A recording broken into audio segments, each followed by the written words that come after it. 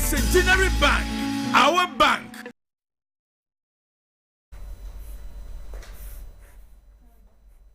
Hello, welcome to News Tonight. I am Rhoda Ngonzi, on sign language, Elizabeth Nakakoni. Let's take a look at the top stories making the headlines.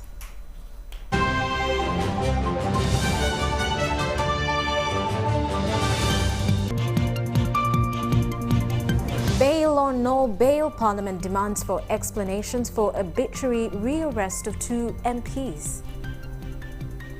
Legislature and executive arms of government in clash over separation of power doctrine. While Land Force Commander Lieutenant General Muhoozi in volatile Somalia to assess UPDF troops' welfare. And in sports, UEFA drops its legal case against Barcelona, Juventus and Real Madrid.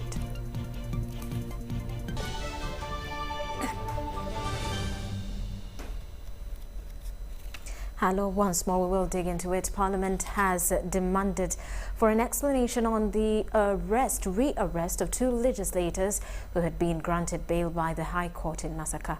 Alan Sewanyana of Machinde West and Mohamed Segirinya of Kawempe North were rearrested upon release on different occasions.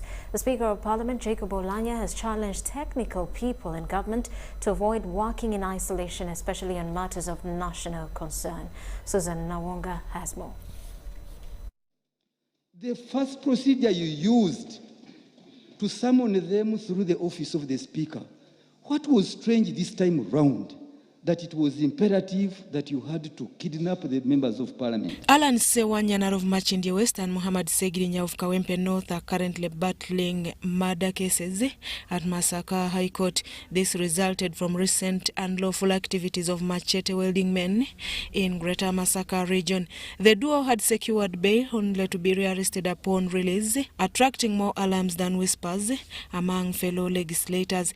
Honourable Speaker, we demand in the immediacy through your chair that the state explain the situation, because we are constrained, on my side at least, to move as though it's normal business, that members of Parliament can be abducted and taken away and nobody says anything about it. It's normal.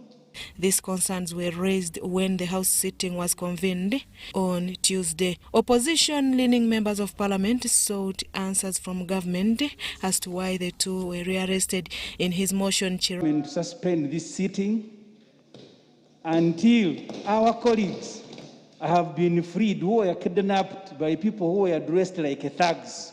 There's no motion substantial before the House now, because until I allow it, it's not a motion. Even when the Speaker of Parliament temporarily adjourned the House for 15 minutes, the return of Prime Minister and Attorney General's explanations were not convincing. Right Honourable Speaker, it is also true that the Honourable Sewanyana yesterday had a statement and was interrogated at Chireka CID in the presence of his lawyers. Today, the Honourable Segirinya is also going to be interrogated by CID in the presence of his lawyers. The Right Honourable Speaker are going to be presented in court in accordance, and they can go back as many times as the offences they commit. Dissatisfied with these explanations, the MPs walked out of the chamber with guidance by the leader of opposition. In the circumstances, Honourable Speaker, I would like to join you in not joining illegality. The biggest statement that a criminal state must receive today, that this should not happen again, and in the circumstances, I am constrained to continue leading my team, Honourable Speaker, in these circumstances, because you are mimicking the truth. The Speaker of Parliament, Jacob Oulanyah, would then prematurely adjourn the House till Wednesday. Today I was talking to some group of people, and I told them the biggest problem that we have in this country is our technical people stepping down directives from top officials of government. Susan Nawonga reporting for UBC TV. The Lands Minister Judith Nawakoba has returned to Isinjiro district following a tip-off by the President over a land matter where residents risk losing over 23 hectares of land to fraudsters. Among the interventions the Minister has initiated includes cancellation of the land title, investigating fraud and petitioning of the principal judge. Robert Onyango has more. His Excellency, the President of the Republic of Uganda, he told me what was happening in the area, and I had to come, understand the whole matter. The convention of this meeting is among the first steps the Land Minister Judith Nawakoba is taking to resolve the assignment from the President. Twagala mukwano gwa muzeeyi atubuulire yatandika atya okubeera ku kyapa ng'ate teyali mutuuze wa kitundu nga ne muzeeyi tamuwadde eki lukusa. The meeting convened at the disputed land. In attendance was this 84-year couple as landlords. At this age, the couple's health conditions are deteriorating. They can't make an explanation. Here the grandchildren moved to the front to communicate on their behalf. Omushiya katine kunu ya tutwine buzare nawe. Ise turya uruganda rw'abashambo, turga kisoro, tukatura kuno mwaka gwa 20 muzeeyi ushwenkuru rubwayija. The contention here rotates around righteous ownership of this piece of land between two people, Serezio Bihandiko and Robert Rutebembera, claiming ownership. However, a glance at the land title in that possession is perceived to be fake. Nichori kurebera ngu nebagirangu bakashashura miliyoni 40 konka actually bakamuhe miliyoni 4. Wanje wizere yona nisaba ngo ababa kwehurize cyapa cyapa ukisharimo hakuba kigwira mukamwita kanajya ngutayine cyapa bo bari yanu bagira ngo cyapa ne cyabo. Minister Nawakoba tasked the area land title tribunal officials to shed light about the claims. However, it turned out evident that ghost people signed on some of the transferred documents. Ngomba okusara nabo abakusayiningire kufune cyapa no murangwe kakusayiningire Bueno akasayininga ata yafi. It's on this background, Minister Nawakoba could not rule out a decision to cancel the land title. I've directed the EMZO registrar to come back and convene a public hearing and invite the Rubembere and the other guy, because they need to be present before we start our journey for cancellation of the title. They need to come with their papers to tell us how did they get the land which was formerly customary. Did they get the consent of the neighbors when forms were being filled? Nawakoba, however, was pissed with the local land tribunal officials over fostering and orchestrating fraudulent transactions. Era ebipapula bingi biri awo ng'anyo bisayininga olw'obuzibu bw'ensanze mu district land boards. Zazireta ebizibu bino byonna.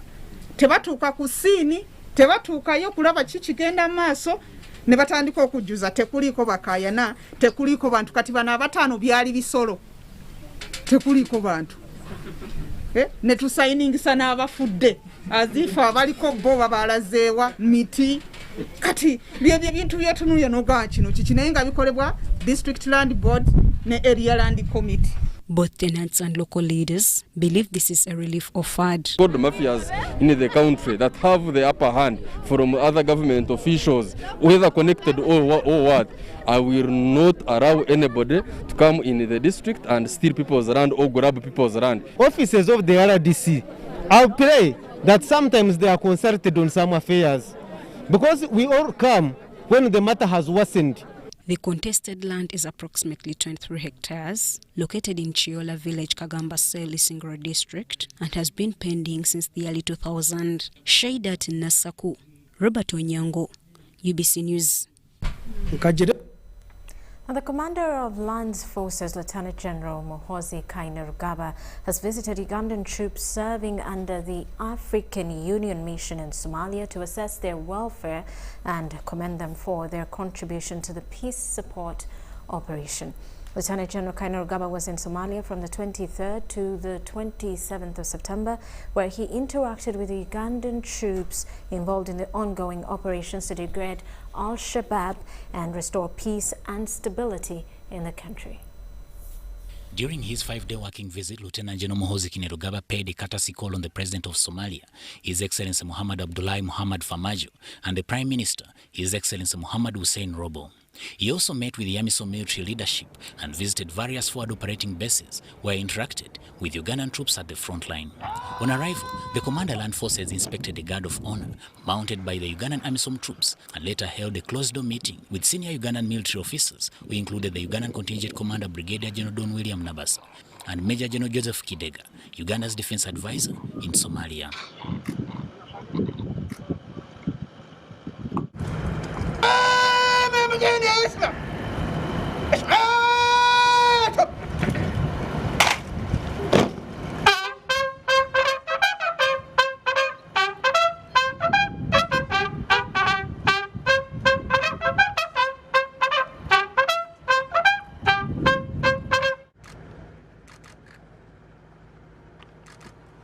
Thank the troops for the great work they are doing, is to get and to deliver to them the thanks of the entire army, UPDF, and the entire people of Uganda for the great work they are doing in Somalia. A commander is not one that sits in the office. Commander is somebody who goes to the field and understands what his soldiers are going through in the field. So that's why I came here.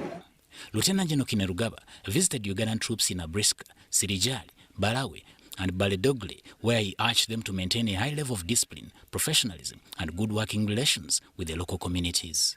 Speaking to the troops, the CLF revealed that he was impressed with the work they are doing for the people of Somalia. Msifanye kitu chibaya chochote ambao kinaweza chikaleta jina mbaya kwa nchi yetu. Nawaomba mudumishe nidhamu,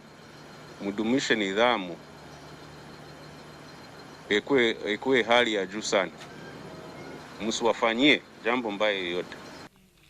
He noted that despite numerous challenges, Ugandan troops serving in the mission had stayed on course, discharging their duties with zeal. On his part, Brigadier General Nabasa thanked the CLF for visiting the troops.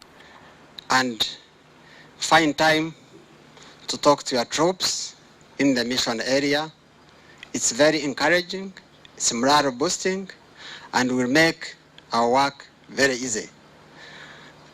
After you talking to us, I'm sure we shall be more re-energized to undertake any mission, regardless of whatever it takes. Uganda was the first to deploy troops on the mission in 2007, paving the way for other countries to join, playing a major role in forcing Al-Shabaab out of Mogadishu and other parts of the country, thereby contributing to the peace and stabilization efforts in Somalia.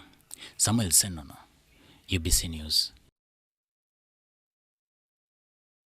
Meanwhile, the Speaker of Parliament, Jacob Oulanya, has tasked civil society organizations to find out the impact of the Access to Information Act since its passing 10 years ago. While officiating at a ceremony to mark the International Day of Universal Access to Information in Kampala, the Speaker said legislations are meant to transform the lives of citizens. Access to information is necessary for realization of fundamental human rights, key to achieving sustainable development and economic growth. This reality was further underscored with the ongoing global pandemic, in the course of which the significance of the right of access to information was illustrated as an essential to governments and health institutions worldwide to mitigate the risks brought by the COVID-19 crisis.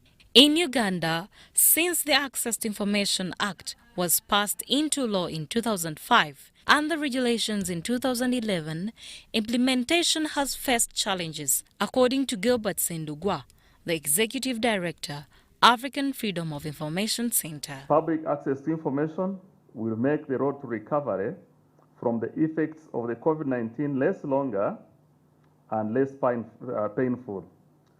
As we speak, 29 countries, including 5 in the greater East African region are yet to adopt access to information laws, while 26, including Uganda, that have adopted these laws face significant challenges with their implementation. Mr. Sendugwa was speaking to Regional Public Dialogue to commemorate the 2021 International Day for Universal Access to Information, officiated by the Speaker of Parliament, Jacob Oulanya.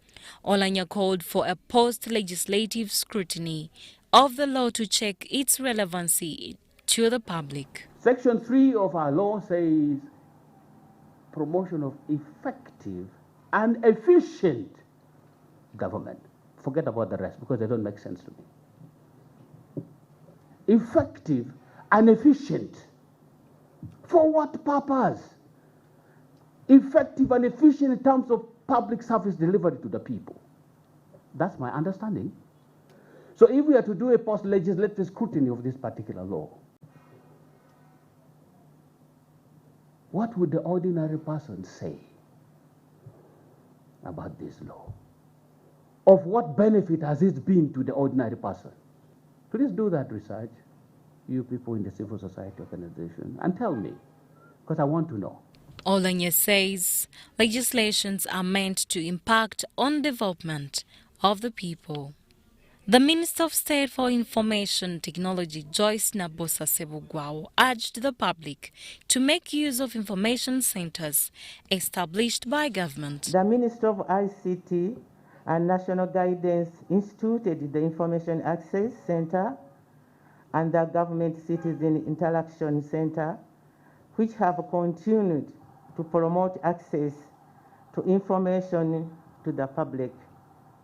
I urge the general public to utilize these platforms to access the right information. The regional dialogue was organized by African Freedom of Information Center with support from UNESCO, Regional Office for Eastern, Office of the United Nations High Commissioner for Human Rights Uganda, the African Union Commission, Twaweza East Africa, and the Minister of ICT and National Guidance of Uganda under the theme, The Right to Know, Building Back Better with Access to Information.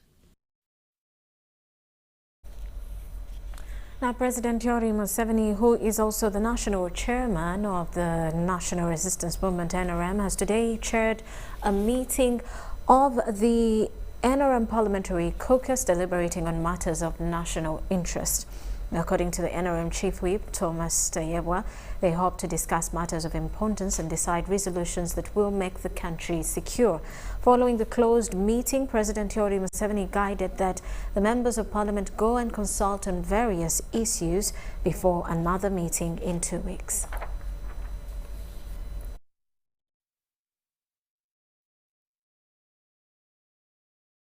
And with that, we take a quick break. We return with more details. This is News Tonight.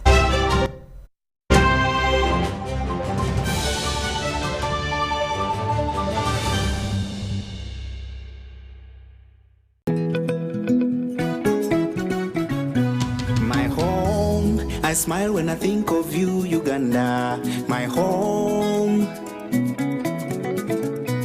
my home, I dance when I look at you, Uganda. My home, oh my Uganda. I know with you I'll always stay forever. I know, because I feel that we belong together. My home, under the sun so bright, under the moon at night, on my heart, mommy, oh my Uganda. Hey, mama. At MTN, we look forward to starting another exciting journey together to grow our home, Uganda. Echa COVID-19 chijja kugwa only if we stay at home, observe physical distancing, wear masks properly, sanitize or wash our hands with soap and water regularly, or get vaccinated now.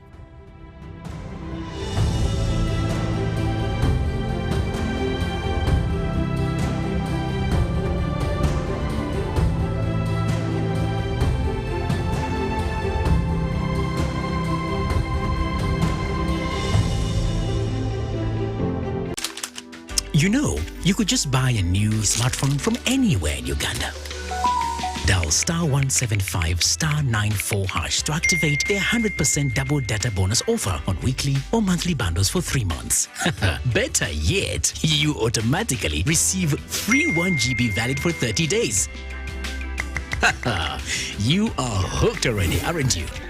Enjoy 100% double data bonus from Airtel. Buy a smartphone from anywhere in Uganda and insert an Airtel SIM card. Dial *175 *94 hash to activate a 100% data bonus offer on weekly or monthly bundles, valid for 3 months. Dial *175 hash and select your preferred bundle to activate a 100% data bonus offer on weekly or monthly bundles, valid for 3 months. Airtel, the smartphone network.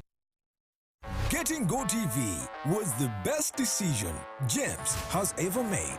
Finding a good place to watch football was never easy, but it was costly until James discovered something big. Now he can finally enjoy the benefits of homegrown advantage with a decoder and 1 month of GoTV value. For just 25,000 shillings, enjoy the world's biggest leagues and cup competitions. GoTV Uganda, love it. It's no secret that ICT makes learning easy. The strides made in our field could not be possible without it.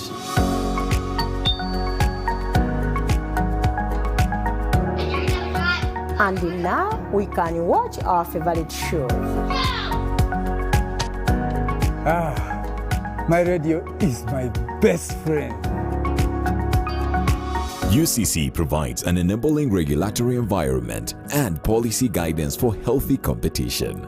We also facilitate ease of doing business in the communications sector through licensing, standardization, spectrum management, tariff regulation, rural communication development, and consumer empowerment. An informed consumer is an empowered consumer. UCC supports local content and innovations. Driving the development of a robust communication sector in Uganda is Uganda Communications Commission. Be alert! Do not share your Airtel Money PIN number with anyone. Airtel Uganda employees will never ask for your Airtel Money PIN number on call, SMS, or by email. All SIM card registrations, SIM card verifications, or SIM swaps are done at clearly branded Airtel shops and not on phone. To report any fraudulent activity, please call 100 immediately. The official calling number for Airtel promotions is 0200 100 100. Stay alert on Airtel Money. Instant, secure, borderless. 5 for 5, 5 times the winning, yeah. 5 times the happiness, yeah. 5 times the luckiness, yeah. 5 for 5, oh yeah. It's 5 for 5. 5 for 5, 5 times the money, yeah. 5 times the shopping, yeah. 5 times the prizes, yeah. 5 for 5, oh yeah. It's 5 for 5. 5 for 5. Win 100,000 Uganda shillings weekly in the 5 for 5 jackpot. Simply download the Center mobile app. Click Center on the go to open your account online. Transact 5 times or more using Center Mobile, Center Visa, and Center Agent to stand a chance to win. The more you transact, the higher your chances of winning. So, participate in the 5 for 5 jackpot and win millions in daily and weekly prizes. The 5 for 5 jackpot is brought to you by Centenary Bank. Our bank, Centenary Bank, is regulated by the Bank of Uganda. Customer deposits are protected by the Deposit Protection Fund.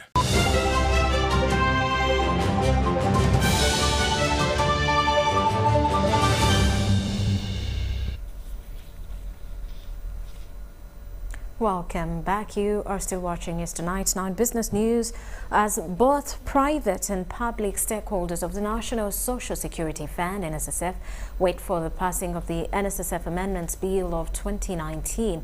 We examine what new provisions it brings to the table and what this could mean for the growth trajectory of the fund. Matter is that if we were asked today to pay qualifying members who've saved for 10 years and have attained the age of 45 and above, our current system will not be able to do it.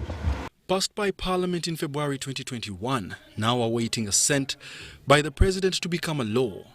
The NSSF Amendments Bill of 2019 seeks to expand social security coverage, enhance the spectrum of benefits available to workers, and improve governance of the fund. One of the changes that has been agreed to be incorporated in the law is that the Minister of Finance, who is responsible for the fund, will be the one responsible for issuing the statutory instrument to operationalize the payment of the midterm access. So we hope that the Minister will do that in conjunction with the board, and the board will only give a green light for the Minister to issue that when we are system ready. Contrary to popular belief, the bill seeks to achieve more than just the midterm access provision. Everybody has paid attention to clause 24A, 24B, 24A, which basically says midterm access. What they do not realize in that law is that it does two things. It's going to increase coverage and it's going to increase adequacy. In perspective, the bill caters, but not limited to, liberalization of the retirement benefits sector, mandatory registration and contribution to a licensed retirement benefits scheme, where every employer in the formal sector, irrespective of the number of employees, shall make regular contributions. Voluntary contribution, where an employee or employer in the informal sector or a self-employed person may make voluntary contributions to a licensed retirement benefits scheme of their choice. Innovations of retirement benefits products and services, midterm access of benefits, where a member who has contributed for the last 10 years is eligible for midterm access of benefits, among others. The current law only allows those companies which are employing 5 or more people to contribute to NSSF, which only comes to around 2 million contributors. Look, there's a whole, for example, informal sector out there of around 16, 17 million people. They are not covered by Social Security. So the first thing is that anyone who is employed should be able now to be a member of NSSF and contribute towards their retirement. We will be allowed to go to the informal sector and offer them products. Most of the products we believe we can offer to the informal sector are not retirement products, because our research has shown that many people don't really think about their retirement that much, unfortunately. But what they think about are things like unemployment.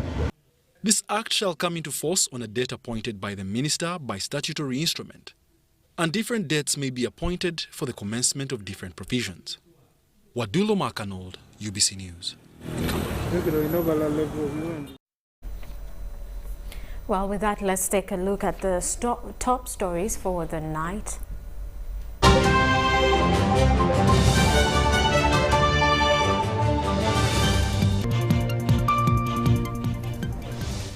Bail on all bail. Parliament demands for explanations on the arbitrary rearrest of 2 MPs. Legislature and executive arms of government in clash over separation of power doctrine. While Land Force Commander Lieutenant General Muhoozi in volatile Somalia to assess UPDF troops' welfare. And in sports, UEFA drops its legal case against Barcelona, Juventus and Real Madrid.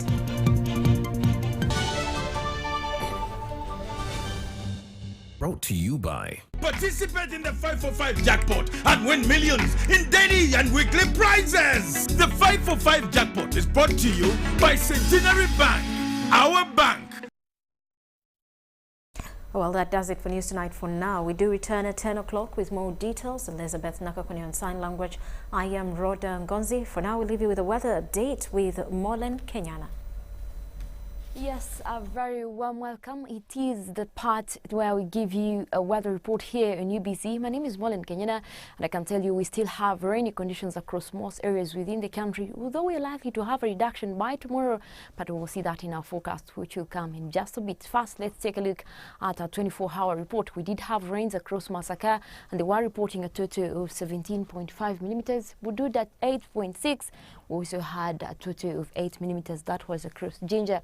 Now looking at our satellites, we still have those moist southeasterly winds that are coming in from the Indian Ocean towards the country. At the same time, we do have the effect of the Congo air mass. Now that is paired with part of the rain belt that is aligned to this sector of the country, that is the western, and that is responsible for the wet weather activities across most areas. Well, tomorrow in the morning, we're waking up to rainy conditions. Those will be across the islands of Lake Victoria, as well as parts of central northern Uganda. But the rest of the country, it seems like we're going to start off with a very pleasant morning with a mix of clouds and sunshine. But later, as the day goes on, we start to see more rains developing across Lake Victoria Basin, all the way into central as well as the western part of the country. Same for northwestern, but we're likely to maintain sunny intervals that will be across the Karamoja region, parts of eastern Uganda, as well as Kabale Highlands. Now, our daytime highs, we're forecasting a maximum of 30 degrees. That will be across the Karamoja region. Same for northern Uganda. That will be also at 30.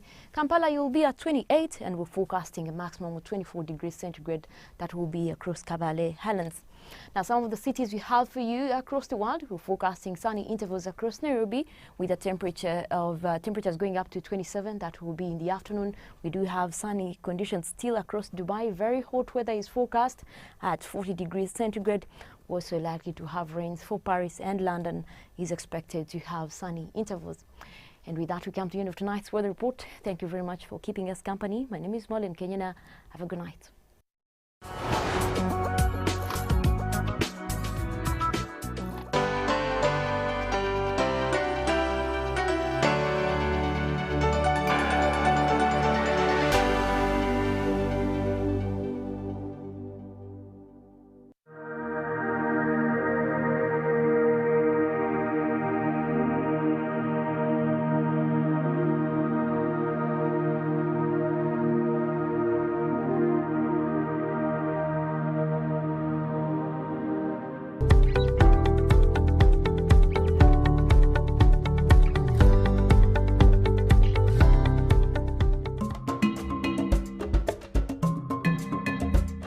Chambogo University is a unique university with a niche in engineering, vocational education, teacher education and special needs education. Since its inception in 2003, the university has continued to produce industrious engineers, teachers and experts in special needs and vocational skills who have contributed to national development.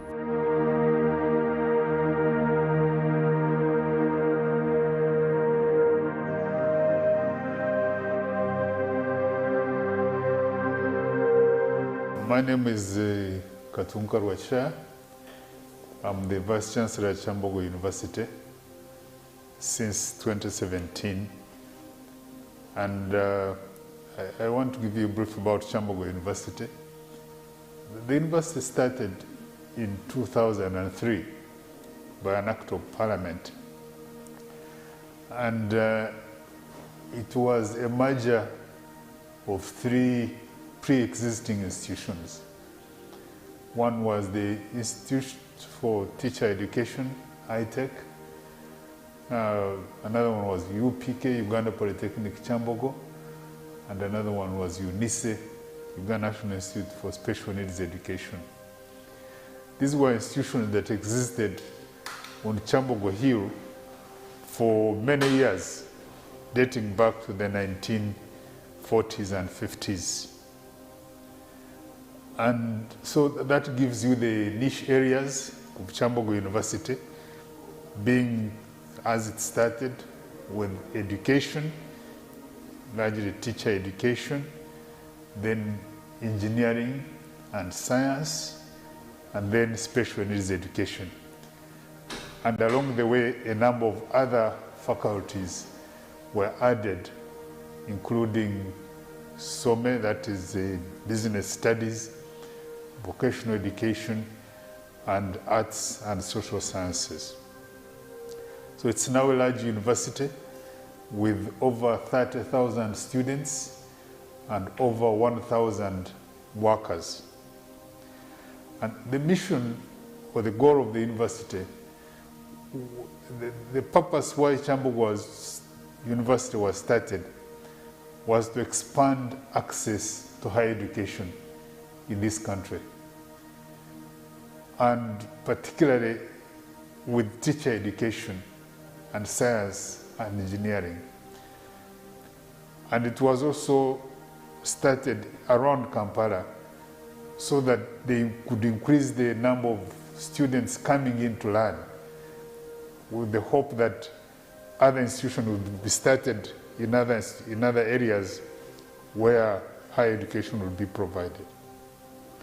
So the goal of the university has been to expand access to higher education, provide opportunities for many students to come to study. And when it started, it had a number of programs, especially certificate programs and diploma programs. You will agree with me that because of the strong background of science and engineering, Kyambogo engineers are to be found in all places where related to engineering work is to be found. The engineers from Kyambogo are known everywhere. They are appreciated, and because they are well trained as diploma holders. As time went on, we have increased the programs of the university to expanded the undergraduate programs. We have also expanded the graduate programs, the masters, and for the first time in 2019, we graduated PhD holders, especially in the area of food science. And now the university is running about 9 doctorate programs and about 47 master's programs. So we are getting into graduate training as well. So the main activities of the university include really giving education, teaching and learning as the main activity, and all other activities support this teaching and learning. The university has achieved many things as time has gone by. In the area of teaching and learning, I've talked about the programs that we have run, both undergraduate and graduate programs that we are running. And every year we graduate over 8,000 students, and this has been happening for the last so many years. So we have contributed to education in this country in a large way. In the area of research, innovations and knowledge generation, because of the background of the university having been merged from those pre-existing institutions where research was not a big requirement, it has taken us some time to develop the capacity of members of staff to conduct research. But I'm glad to say that with increased funding and training, capacity building, many members of staff now are involved in research, and they are accessing research grants and in partnership with other universities to be able to conduct research, and they are publishing. And because of the research output, we have seen many people get promoted to associate professors and full professors. In 2015, I think there were about 2 or 3 associate professors, but now we have over 20 associate professors and about 5 full professors, all from Kyambogo, which is a big achievement. In the area of research still, the council approved a competitive research fund of over 1 billion shillings per year. And this money is available for competition from members of staff, so they're encouraged to write proposals or put in place mechanisms to assess them and then give them this research money so that they can continue doing research. In the area of institutional development, we have seen a major increase in the level of funding of the university. I want to thank government for continuing to fund the university activities and for continuing to increase the salaries of members of staff. This has created peace and harmony at the university. Regarding staff, the university has continued to recruit many members of staff, especially on replacement basis. Those who retire, unfortunately those who die, are replaced And recently the government gave us more money to recruit other members of staff. So our staffing levels, I think, are coming to over 56%, which is better than many other institutions in the country. So we're able to have sufficient staff in administration, in the academia, or academic staff to be able to continue doing our work. In the area of physical infrastructure and ICT, Kyambogo University has made major strides in improvement of the physical infrastructure. Once again, thanks to government for the HEST project. HEST is a Higher Education, Science and Technology project, which was based in the Ministry of Education and Sports.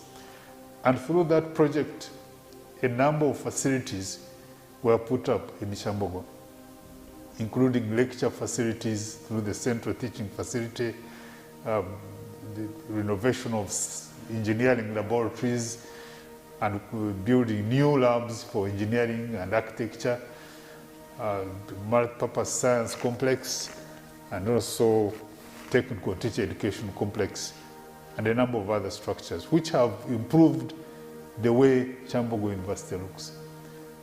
And the majority of the old dilapidated structures were pulled down, and those with asbestos were also pulled down, some of them, and so that has improved the infrastructure of the university. In addition to that, the University Council approved construction of a central lecture block, which is being put up with our own funds.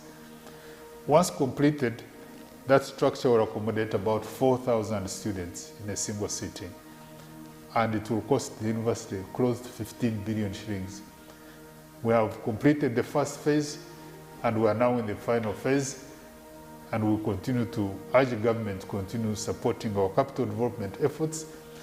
But unfortunately, when there are budget cuts, always in government, and especially now under COVID, the first area that suffers is capital development. So we have had a cut in capital development, in fact, a total cut in capital development.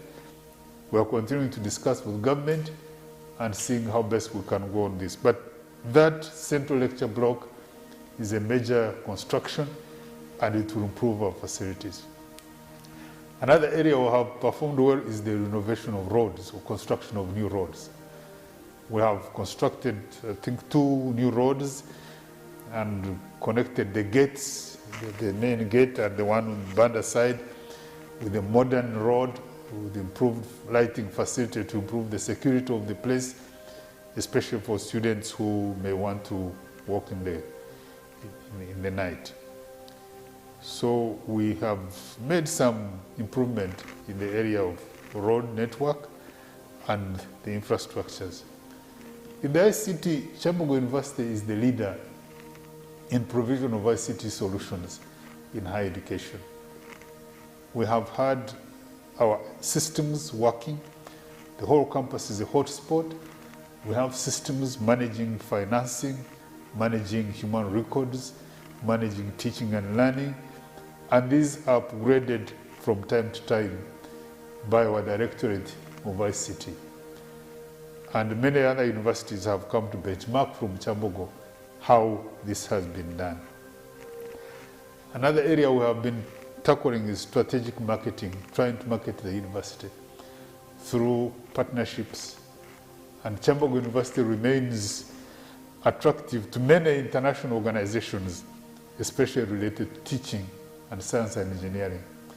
Because when they Google educational institutions in Uganda, Kyambogo comes out first, and they approach us for partnerships, and we have been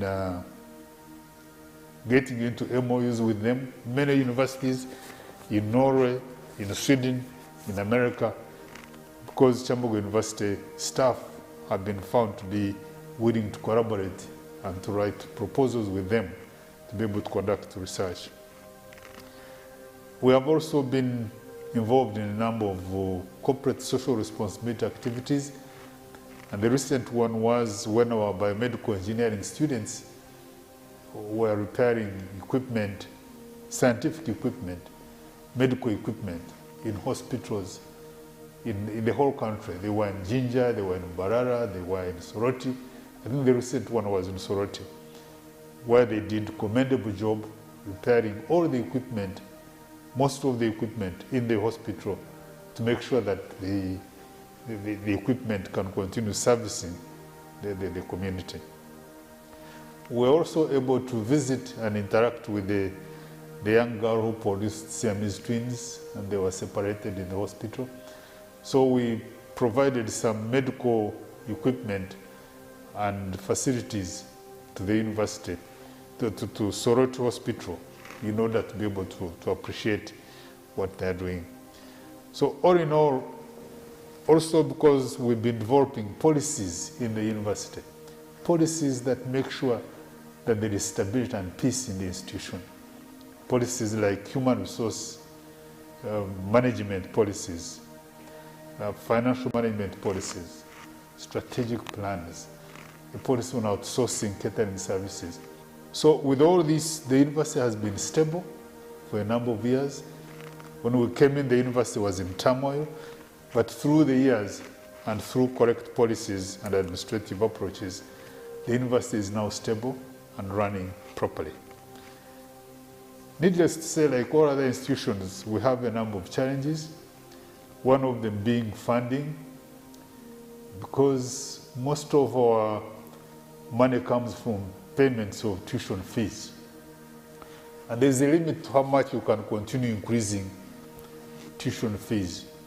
And Kyambogo University is one of those institutions that has continued to charge the least fees in all educational institutions. And this has been deliberate so that we can continue providing education to our people, knowing that the incomes of many people in Uganda is not very high. So we have fees which is low, and that has ensured that our students come in big numbers, and we try to provide education for them. We thank government for the portion that they continue to give us, which has been increasing year by year, but it's not enough. And of course, there is never enough money, but we hope to continue engaging government to make sure that we get some adequate funding to run the university. Another challenge we have had is the level of staffing. It is true that the staffing level is low, and this has meant that we depend to a large extent on part-time lecturers from other institutions, which are very difficult to manage. But we have had to do that so that we can continue training our young people. In order to limit the number of part-timers, we came up with a scheme of graduate fellows, recruiting the best graduate students or the best undergraduate students with first class or second class upper. And most of these students have now attained their masters, and we are absorbing them into the teaching category. And that will limit the number of part-timers we employ, and also build the cadre of staff who will progress to professors and associate professors. Now, when all these challenges were going on, we got COVID-19, and this disease has really disrupted teaching and learning in many institutions. Because we're used to the traditional face-to-face interaction or engagement with students, and because of this COVID-19, we are now forced to resort to online, distance, and open learning, where we interact with our students when they are not on campus. This has meant that the university must invest in ICT, and I'm glad that our council has prioritized ICT infrastructure development. It has made that one of its priorities, and sufficient funding is going to be made available to be able to improve our ICT infrastructure on campus. And that also means that students must also now invest in the education through their parents and guardians, buying gadgets, buying laptops, buying smartphones, to be able to access online teaching. It is not easy. Nobody has said it is easy. We know it is not easy. But we are forced to go this way because of this pandemic, because of this disease. And nobody knows how this virus is going to be behaving going forward. So we must prepare ourselves. Students have come up with issues that they don't have enough data. The data is expensive. They don't have relevant gadgets. They don't have internet where they are. Maybe also some people don't have power to charge those gadgets if they have them. But we must continue soldiering on and make sure that we provide education to our people. The university now has a new structure which has been approved by the Ministry of Public Service. The new structure has brought in new changes, new faculties, new schools, and this change is intended to respond to the current trends and market demands of our graduates. So we'll continue to look at this new structure and see how we implement it. I want to give thanks to the government for the continued support as our partners. To thank the Minister of Education and Sports and the whole ministry for the support and the guidance they continue to give us. I want to thank the Council of Chambogo University, headed by Dr. Maria Goretti Nakavugo and deputized by Councillor Sarah Vega, for continuing to guide the management of the university and making sure that the oversight role is well performed. Thanks to management, the academic staff, the teaching and the non-teaching staff, and our students, wherever you are. Thank you for supporting Chambogo University. You have made a big contribution to making it what it is now. We look forward to continuing to serve the university and to build it to a greater institution. Now, I want to end by really warning us that COVID is real. This disease is behaving in a way that nobody clearly understands. It is continuing to mutate, it is continuing to change. So we must continue with our guard. To follow the Ministry of Health guidelines, to wash our hands, to wear our masks, and try as much as possible to avoid crowds. The university now is running most of its businesses online through meetings on Zoom and Google Meet to avoid crowding. And for the lecturers who have not been vaccinated, I encourage you to get vaccinated so that the opportunities can increase to open the university as soon as possible once the vaccination is well done. And to the learners, the students, I want to encourage you to invest in your education in terms of time and the little money that you have through your parents, to make sure that we embrace e-learning, or DEL, open distance and e-learning. We are going to be working with our members of staff to make sure that we continue engaging you online, and we want you to respond and embrace e-learning, because that's the way to go and that's the way for the future of this country, especially in the presence of this COVID. So I want to encourage you to stay safe. Thank you.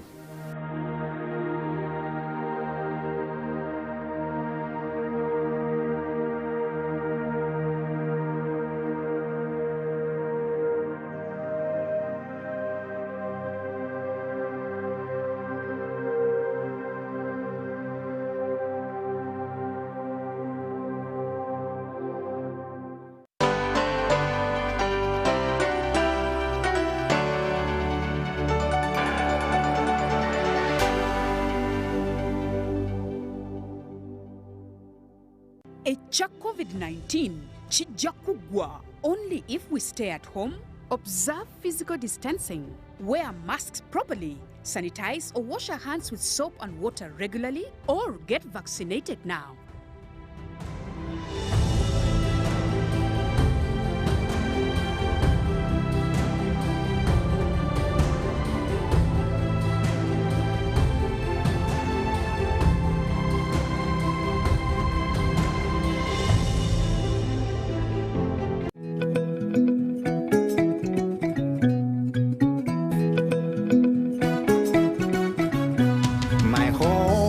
I smile when I think of you, Uganda, my home. My home. I dance when I look at you, Uganda, my home. Oh, my Uganda. I know with you I'll always stay forever. I know, because I feel that we belong together. My home, under the sun so bright, under the moon at night, on my heart, mommy, oh my Uganda. Hey, mama. My Uganda. My Uganda. My Uganda. My Uganda. Nikukunda. My Uganda. Amari alemira. My Uganda. Nyoe nikugonza. My Uganda. Amina ngojo. Amina ngojo. At MTN, we look forward to starting another exciting journey together to grow our home, Uganda. Echa COVID-19 kijja kuggwa only if we stay at home, observe physical distancing, wear masks properly, sanitize or wash our hands with soap and water regularly, or get vaccinated now.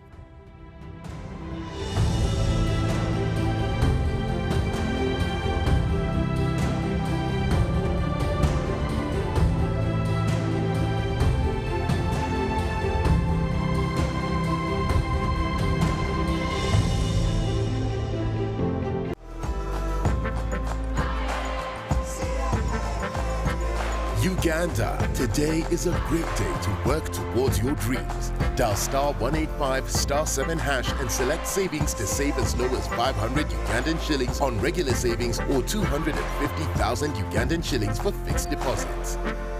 Airtel Money Super Saver is powered by KCB Bank Uganda. Airtel Money, instant, secure, borderless. T's and C's apply. Also have enough air. It is intellectually engaging. And you can only become a leader when there are problems.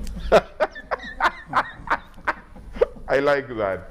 The same applies to Rwanda, Burundi. So what are we federating? Whether rats from another country can be, somebody must be there to hold everybody accountable. But at the moment, we would rather deal with what we have, make it right.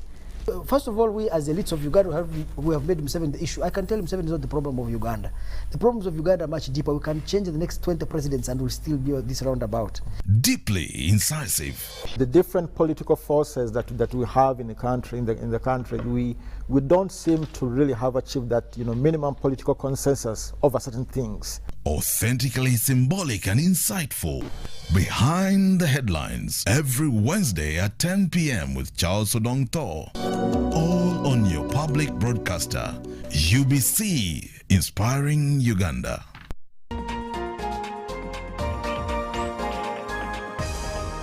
This week on UBC. We are living in a society where mothers and fathers both have to work to make sure their families survive. So you're saying I'm supposed to breastfeed for 6 months exclusively? Apart from the medical conditions, there are other things like psychological. If the mother is not emotionally right, that affects production of breast milk, hence failing to breastfeed your child. How do you know that your nipple is everted? How do you know that your nipple is flat? How do you know that your breast is not going to be able to produce milk? Things like that. Those are the things that we are supposed to do before we start the breastfeeding process. Men, it is very irresponsible of you to begin fighting for breast milk with your baby. So fathers, husbands, and men, please, let's stop it. The Doc Talk Show.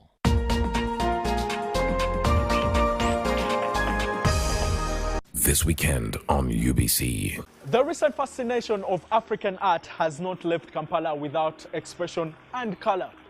There's a bunch of obsessed artists that are busy creating